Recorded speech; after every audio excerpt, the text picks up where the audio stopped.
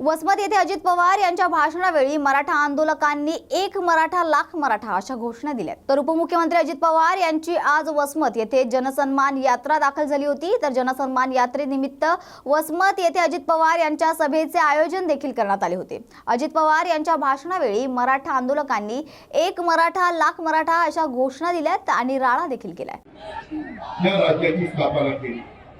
आम्ही राष्ट्रवादी काँग्रेस पक्षात पुढे जात असताना शिव शाहू फुले आंबेडकरांच्या विचारधारेचा आम्ही सगळेजण पुढे चाललेलो आहे। एक वातावरण राज्यामध्ये चांगलं राहावं, सर्व समाजामध्ये जातीय सलोख करावा, त्याच्यामध्ये कुठेही एकमेकाच्या मनामध्ये तेढ निर्माण होऊ नये, अशा प्रकारची भूमिका ही आमच्या सारख्यांची।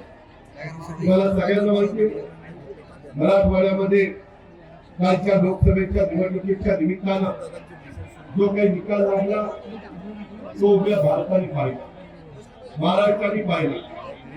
आज पण मी तुमच्या सगळ्यांच्या समोर आलोय। मी जवळपास वसमतकरांनो 34 वर्ष राजकीय आणि सामाजिक जीवनामध्ये काम करतो। मी काम करत असताना कधी जातीपातीचा नात्या गोत्याचा विचार केला नाही। समाजातला गरीब घटक असेल, तो कोणत्याही जातीचा असेल, त्यांना आपलंसं करण्याचा प्रयत्न मी केला। आज इथं मोठ्या संख्येने माझ्या महिला आलेल्या आहेत। मी माझ्या बहिणीचं स्वागत करतो।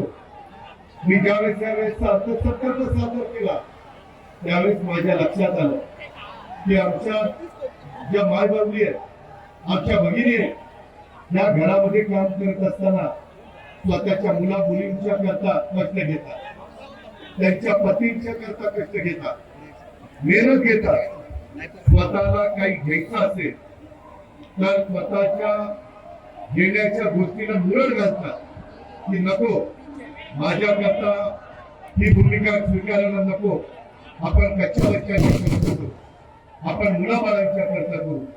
आज देखील मी आपल्या सगळ्यांना सांगतो की मी 10वा यावेळेचा अर्थसंकल्प सादर केला। हा अर्थसंकल्प सादर करत असताना मी हाच कटाक्षाने विचार केला की माझी पुरपणीला जाणारी बाई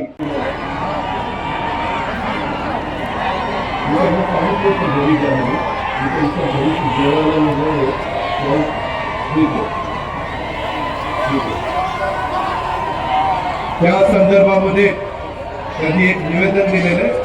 त्या निवेदनामध्ये मी राज्याचा उपमुख्यमंत्री या नात्याने जातीनं लक्ष घालीन एवढा शब्द या निमित्ताने मी आपल्याला देतो।